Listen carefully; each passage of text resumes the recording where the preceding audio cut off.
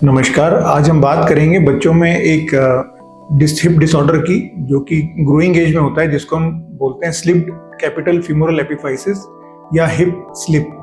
तो ये hip slip क्या होता है, उसके लिए जरा हम ध्यान इधर केंद्रित करेंगे। ये हमारे हिप का जॉइंट है, ये हिप की बॉल है जिसको हम फीमोरल हेड बोलते हैं, और ये हिप का सॉकेट है जिसको हम एसिटाबुलम बोलते हैं। बच्चों में अगर हम ये माने कि ये बच्चे का हिप है, तो बच्चों में जो आप ये सफेद सफेद देख रहे हैं, ये एरिया होता है एपिफाइसिस, जहां से बच्चों की कूल्हे की हिप की बोन हाइट में बढ़ती है। ये एपिफाइसिस या ये जो सफेद आप बॉल देख रहे हैं, ये जुड़ी होती है नीचे वाली बोन से, जो गर्दन होती है हिप की, जिसको फीमोरल नेक बोलते हैं। बच्चों में एक कंडीशन होती है जिसको हम बोलते हैं स्लिप एपिफाइसिस। तो ये क्या होता है, इस कंडीशन में बच्चों में एक तकलीफ आ जाती है, जैसे थोड़ी चोट के कारण या ग्रोथ के कारण ये जो बॉल है ये अपनी जगह से थोड़ी सरक जाती है, जिस तरीके से ये। तो इस पोजीशन में क्या होता है, जो ये जहां से ये हिप की बॉल हाइट में बढ़ रही है और जिस एरिया में ये जुड़ी हुई है ग्रोथ प्लेट से, वहां से सरक जाती है, जिसको हम स्लिप एपिफाइसिस बोलते हैं। ये एक बहुत ही पेनफुल कंडीशन होती है। इस कंडीशन में बच्चा वजन नहीं रख पाता, पैर पे चल नहीं पाता, उसका पैर थोड़ा छोटा हो जाता है, और जो पैर का एटीट्यूड है, जो पैर का डिफॉर्मिटी है, थोड़ा सा पंजा बाहर की तरफ फेस करने लगता है, जिसको हम एक्सटर्नल रोटेशन डिफॉर्मिटी बोलते हैं। चूंकि ये एक पेनफुल कंडीशन है और इसमें हिप की जो नॉर्मल एनाटमी है, जो नॉर्मल बनाव है, वो डिस्टर्ब हो गया है, इसके कारण ये बच्चे चल नहीं पाते। तो किन बच्चों में ये समस्या आ सकती है? जनरली ऐसे बच्चों में कुछ ना कुछ एंडोक्राइन से संबंधित समस्या होती है, जैसे कि बच्चों में अगर थायराइड हार्मोन की कमी हो, बच्चों में अगर ग्रोथ हार्मोन की कमी हो, बच्चे थोड़े वजन में ज्यादा हों, या जो चबी चाइल्ड होते हैं या ओबीस बच्चे होते हैं, इन तरीके के हार्मोनल फैक्टर्स जिन बच्चों में कमी पाई जाती है, उन बच्चों में ये चांस ज्यादा पाए जा सकते हैं, परंतु ये नॉर्मल बच्चों में भी हो सकता है। तो इस कंडीशन में क्या करना चाहिए? तो इस कंडीशन में जब ये पेशेंट आता है, तो ऐसे ही हम अब यहाँ पे एक ध्यान केंद्रित करेंगे। तो एक्सरे में क्या दिखता है हमें, तो इस तरीके से हम देखते हैं कि ये 15 साल की बच्ची है, जिसका एक्सरे यहाँ पे आप देख पा रहे हैं। ये राइट हिप जॉइंट है, ये लेफ्ट हिप जॉइंट है। ये हिप की एपिफाइसिस है, ग्रोथ प्लेट है, जहाँ से हिप का जॉइंट हाइट में बढ़ता है। ये हिप का फीमोरल नेक है, ये फीमोरल एपिफाइसिस है, फीमोरल नेक है।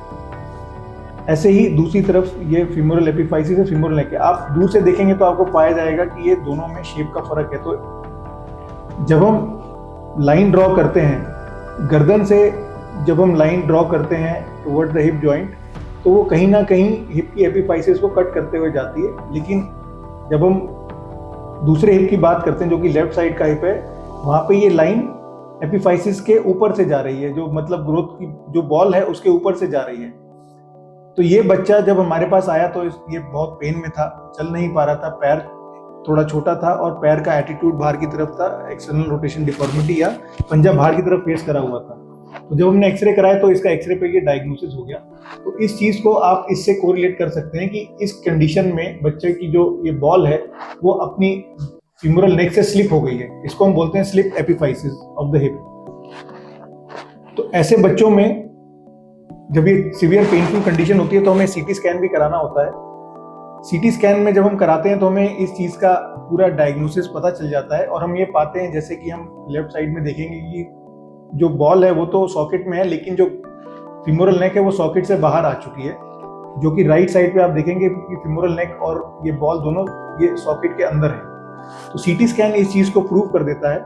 तो ऐसी कंडीशन में जब बच्चे आते हैं और अक्यूट स्टेज में होते हैं, तो शुरू में उनको जो किया जाता है कि ऐसे बच्चे चलने में दिक्कत पाते हैं, और अर्ली स्टेजेस में जब वो हमारे पास आते हैं तो उसमें इस तरीके का एक प्रोसीजर होता है, जिसमें कि हम जेंटल क्लोज रिडक्शन करते हैं। बच्चे को एनेस्थीसिया में लेके पैर को ट्रैक्शन दिया जाता है, खिंचाव दिया जाता है बहुत जेंटल तरीके से, और ये उम्मीद करी जाती है कि ये जो स्लिप है ये अपने आप ट्रैक्शन के जरिए इसके ऊपर आके बैठ जाएगा। और यदि ये बैठने में सफल हो जाता है तो हम एक स्क्रू इसमें डाल के, 1 या 2 स्क्रू से डाल के इसको हम पकड़ लेते हैं, और ये स्लिप अपनी जगह पे फिक्स हो जाता है। इससे दर्द भी खत्म हो जाता है, पेशेंट का जो हिप है वो भी बच जाता है, और आगे जाके ये जो बॉल है फीमोरल नेक के साथ जुड़ जाती है और भविष्य में समस्या नहीं आती।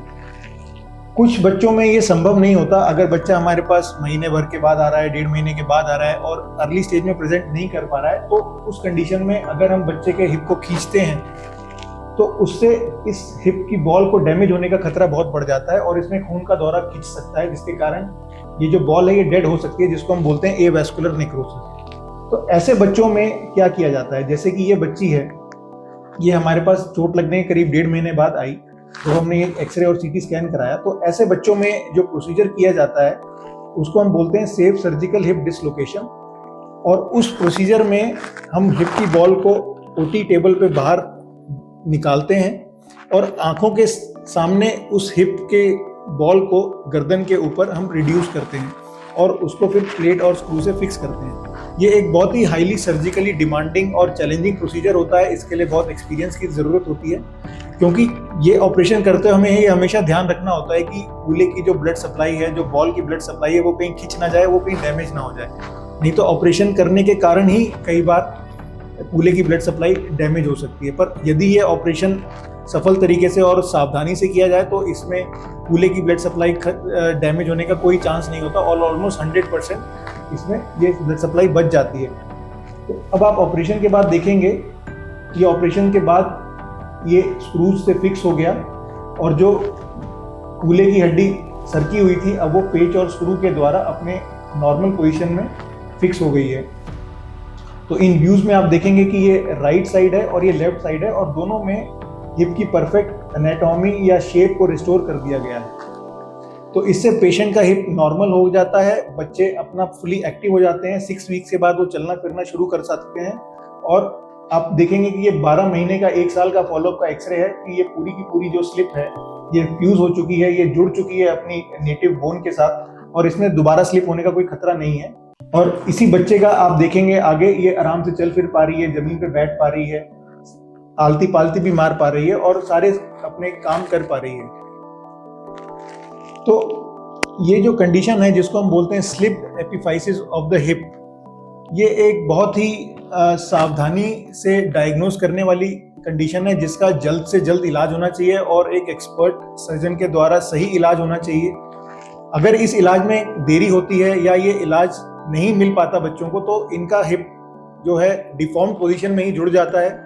बच्चे हमेशा लंगड़ा के चलते हैं, पैर छोटा रह जाता है और आगे जाके ऐसे बच्चे जब बड़े होते हैं 20 से 30 साल की उम्र में जाते हैं तो उनका हिप घिसने भी लग जाता है और वो तब्दील हो जाता है ऑस्टियोआर्थराइटिस वाली स्टेज में, जिसमें हम समझते हैं कि वो कार्टिलेज घिसने लग जाता है और ऐसे बच्चों को फिर फ्यूचर में जाके जल्दी टोटल हिप रिप्लेसमेंट की जरूरत पड़ जाती है।